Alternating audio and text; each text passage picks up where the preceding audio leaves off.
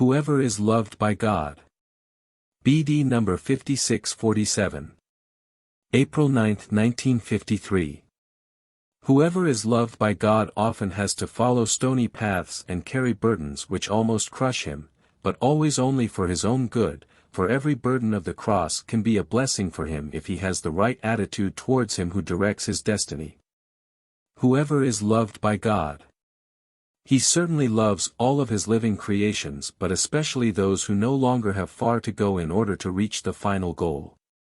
He knows every human being's disposition, and thus he also knows every individual person's attitude towards his God and Father of eternity, and he will often treat him accordingly in order to help him reach the goal. And only in this way should you explain the fact that God-devoted people who clearly fulfill his will have to suffer and often fight a difficult struggle for existence, which at times raises doubt about God's benevolence and love. God knows the purpose of everything, and if only people were convinced of his love and kindness, they would also recognize everything as divine providence and not rebel against it.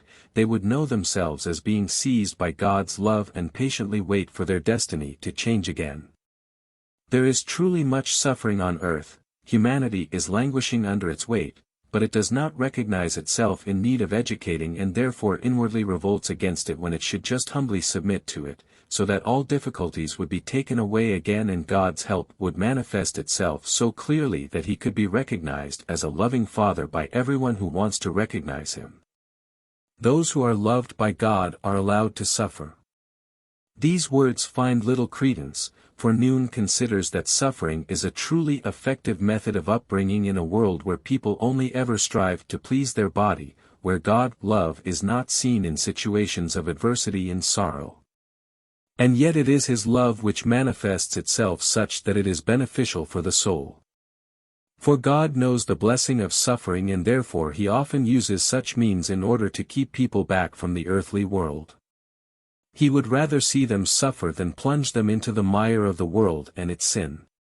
He knows that disease and pain can result in a change, but that the world can never offer the soul spiritual success, so therefore the world has to be disregarded first, which God indirectly assists people in doing by keeping them back from the world and its dangers through means which seemingly lack God's love but are never harmful for the soul, unless the human being revolts against his destiny and invokes his adversary.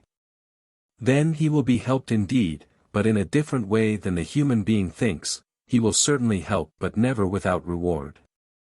And this reward consists of handing the soul over to him. Therefore submit to God's will when you are affected by adversity and suffering. Don't grumble and complain, bow down to his orders and lift your eyes up only to him. And he will take the cross from you. He will make it easy for you as soon as you completely surrender yourselves to his merciful guidance.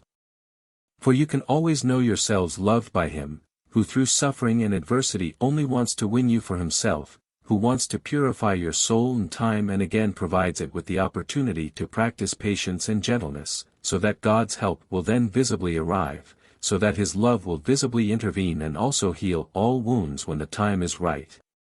Amen.